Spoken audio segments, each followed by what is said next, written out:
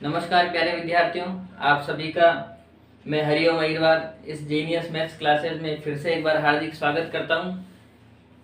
बच्चों, हमारा ये जो क्लास चल रही थी प्रश्नावली 1.1 के बाद में हमने जो उदाहरण किया था, उदाहरण 3 था इससे पहले। उसमें हमने देखा था कि √2 को संख्या रेखा पर किस तरह से निरूपित किया जाता है। तब आपको ध्यान आ रहा होगा कि ऐसे हमने एक बनाया था, 2। अब हमें √2 का निरूपण करना है। 1, 2 और 3। तो √2 के बारे में अपन ने पढ़ा था कि √2 कहाँ आएगा, 2 से आगे आएगा और 3 से पहले आएगा। फिर हमने क्या किया था, एक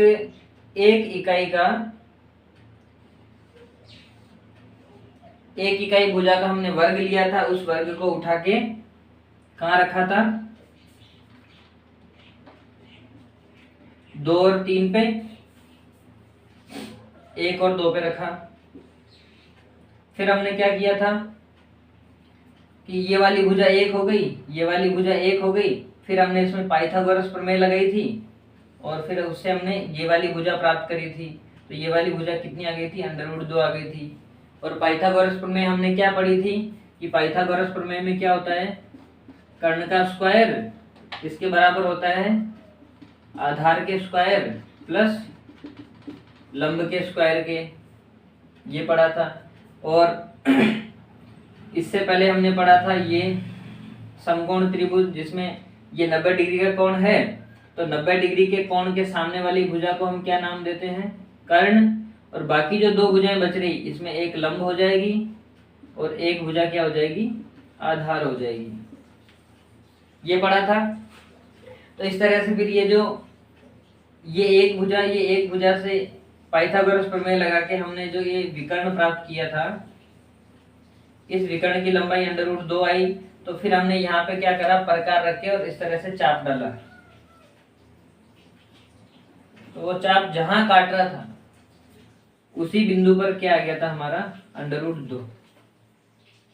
इसी पैटर्न को आगे लेकर चलेंगे। और आज का हमारा उदाहरण है कि वास्तविक संख्या रेखा पर √3 का निर्धारण करना है। ठीक है, तो पुराना जो कल अपन ने पढ़ा था वो मैंने आपको सारा रिवाइज करवा दिया है ताकि आप भूले नहीं। अब हम आगे बढ़ते हैं। तो देखिए, सेम इसी पैटर्न का हम यूज करेंगे। सबसे पहले हम √2 प्राप्त करेंगे, उसके बाद √3 पे पहुंचेंगे। ठीक है, तो देखिए कैसे करेंगे इसका सोल्व। वही संख्या रेखा की जरूरत पड़ेगी अपने को। तो ये हमने संख्या रेखा बना ली। मान लीजिए संख्या रेखा पे यहाँ 0 है, यहाँ 1 है, यहाँ 2 है, यहाँ 3 है। अब देखिए √3 है तो वो 3 से तो क्या होगा, छोटा ही होगा। और √2 से 2 से बड़ा होगा ना। या हो सकता है कि 2 से छोटा हो, लेकिन 1 से तो बड़ा ही होगा। क्यों?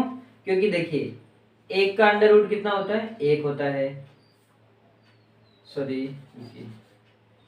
1 का स्क्वायर कितना होता है, 1 होता है। 2 का स्क्वायर कितना होता है, 4 होता है। 3 का स्क्वायर कितना होता है, 9 होता है। तो अब देखिए 4 का जब अपन √ लेंगे तो 2 आ जाएगा, 1 का √ लेंगे तो 1 आ जाएगा। यानी कि 1 और 4 के बीच में क्या क्या संख्याएं छूट गई, 2 और 3।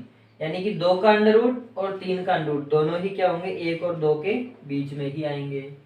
आई बात समझ में? ठीक है, तो देखते हैं आता कि नहीं आता है। 1 और 2 के बीच में ही आना चाहिए, बिल्कुल आएगा। देखिए कैसे, वापस वही तरीका। क्या लिया हमने, एक वर्ग लिया। कौन सा वर्ग, ऐसा वर्ग जिसकी भुजा कितनी है, 1 इकाई है। भुजा कितनी है, 1 इकाई। तो इस 1 इकाई वाले वर्ग को हमने लिया और कहाँ रख दिया, 1 के ऊपर रख दिया। 1 से 2 के बीच में यहां रख दिया। ठीक है, तो देखिए इसको रखने से क्या हुआ कि 1 से लेकर 2 के बीच में तो हमें पता है कि ये भुजा कितनी है, 1 इकाई है। लेकिन हमें यह भी पता है कि ये जो हमने उठा के रखा इसकी ये वाली भुजा भी कितनी थी, एक थी, तो ये वाली भुजा भी कितनी हो गई, एक हो गई। ठीक है। अब चूंकि ये वर्ग है और वर्ग में हम जानते हैं कि वर्ग में प्रत्येक कोण क्या होता है, समकोण होता है, 90 डिग्री का होता है। तो ये वाला अगर समकोण है तो इसके समकोण होने से ये जो त्रिभुज, देखिए इसका जो विकर्ण अगर हम बनाते हैं तो ये जो त्रिभुज बन रहा है, ये त्रिभुज कौन सा त्रिभुज हो गया, समकोण त्रिभुज हो गया। जब ये समकोण त्रिभुज हो गया तो समकोण त्रिभुज के सामने वाली भुजा कौन सी हो गई, कर्ण हो गई। ये वाली भुजा क्या हो गई, आधार हो गई, और ये वाली भुजा क्या हो गई, लंब हो गई। ठीक है। अब हम इसमें पाइथागोरस प्रमेय लगाएंगे, तो पाइथागोरस प्रमेय से क्या हो जाएगा,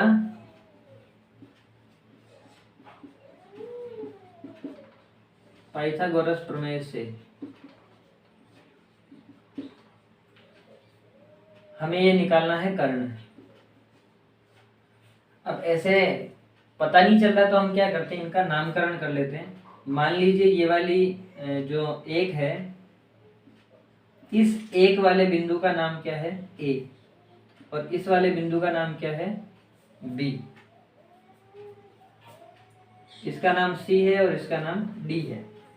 तो हम पाइथागोरस प्रमेय किस में लगा रहे हैं, पाइथागोरस प्रमेय से किसमें, नाम लिख लेते हैं, इस वाले त्रिभुज में लगा रहे हैं ना, त्रिभुज ए बी सी में। किसमें लगाएंगे, त्रिभुज ए बी सी में। ए बी सी ये जो त्रिभुज बन रहा है इसमें पाइथागोरस प्रमेय लगाएंगे। तो इसमें पाइथागोरस प्रमेय में देखिए कर्ण कौन सा है, ए सी, तो ए सी का वर्ग बराबर लंब का वर्ग प्लस आधार का वर्ग। तो लंब कौन सा है, बी सी, और आधार कौन सा है, ए बी। तो क्या बन गया, ए बी का वर्ग प्लस बी सी का वर्ग, और बराबर में क्या है, ए सी का वर्ग। ठीक है। तो ए सी का वर्ग तो हमें प्राप्त करना है, ए बी कितना है, ए से लेकर बी तक, देखिए ए बी कितना है, एक है, एक का वर्ग हो गया, प्लस बी सी कितना है, ये बी सी का मान भी एक है, तो एक का वर्ग हो गया। अब देखिए एक का वर्ग एक और ये भी एक का वर्ग एक, तो कितना बन गया, दो बन गया। ठीक है।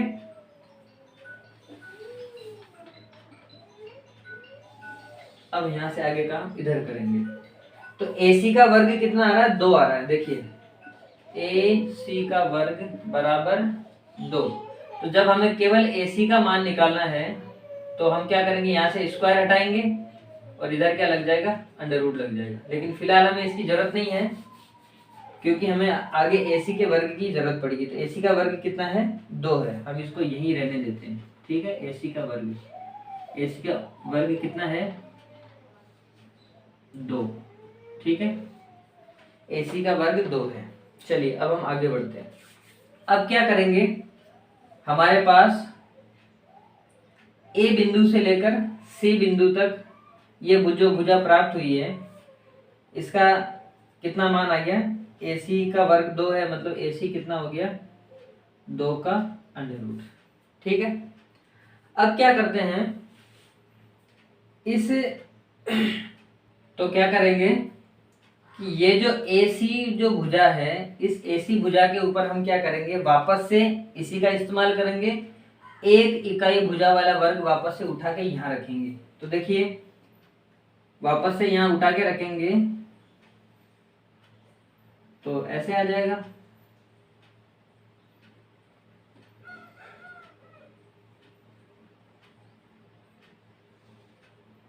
इस तरह से क्या किया हमने,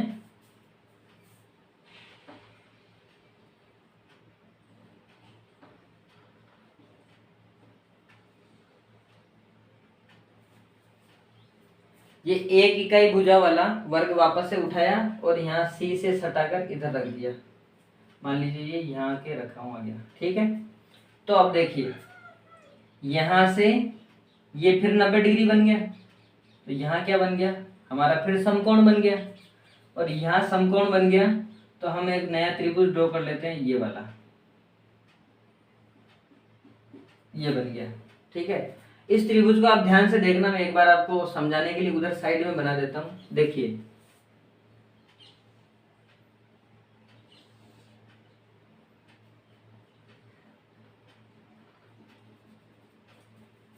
ये वाला जो अपना विकर्ण था, जो अपन ने कर्ण मान के AC, क्या था ये, यहाँ A बिंदु, यहाँ C बिंदु, इसका मान कितना आया था, √2 आया था।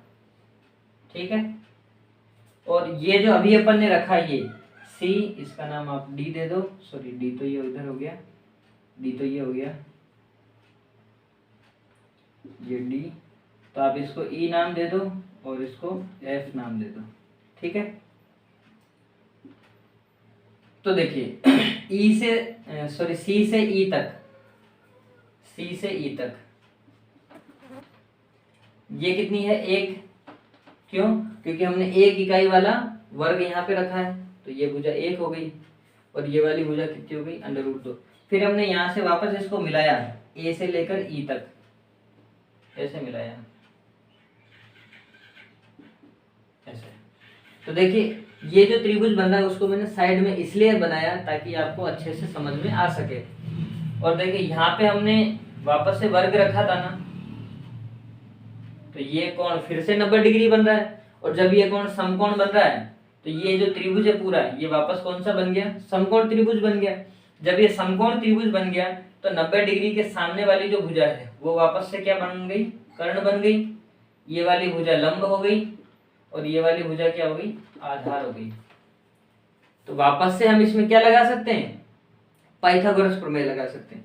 तो देखिए जैसे ही हम वापस से इसमें पाइथागोरस प्रमेय लगाएंगे तो क्या बन जाएगा, कर्ण का स्क्वायर बराबर आधार का स्क्वायर प्लस लंब का स्क्वायर।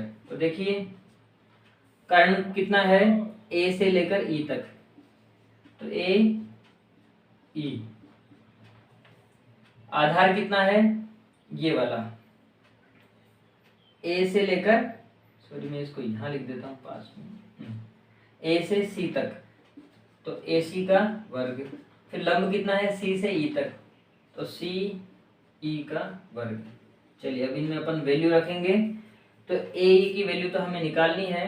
AC कितना है, A से C तक √2 था, मतलब AC का वर्ग कितना, 2 आया था, इसलिए हमने उसको √2 लिखा। तो जब इसका वर्ग करेंगे, √2 का वर्ग करेंगे, ये √2 लिख के वर्ग लिख दो। ठीक है। CE, C से E तक, तो ये कितना है, 1। देखिए क्या बन गया, √2 का वर्ग 2, 1 का वर्ग 1, टोटली कितना आ गया, ये 3 आ गया।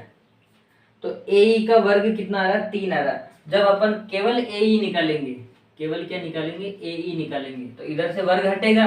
जब इधर से वर्ग हटेगा तो इधर वाले पार्ट पर क्या बन जाएगा, √ बन जाएगा। तो 3 के ऊपर क्या लग जाएगा, √ लग जाएगा। तो AE का मान कितना आ गया, 3 आ गया। आया समझ में? देखिए AE का मान कितना आ गया, √3, यानी कि A से लेकर E तक ये जो भुजा है, इस भुजा का मान कितना हो गया, √3। तो देखिए यहाँ ये भुजा में √3 मिल गई, तो यहाँ प्रकार ऐसे रखेंगे और प्रकार को ऐसे घुमाएंगे तो वो यहाँ आ जाएगा। ऐसे रख के ऐसे घुमाएंगे तो वो यहाँ आ जाएगा। ठीक है। तो जब प्रकार को रख के अपन घुमाएंगे तो वो ऐसे घूमेगा, देखना इस जगह के, आप लगभग वो यहाँ आएगा ऐसे घूम के।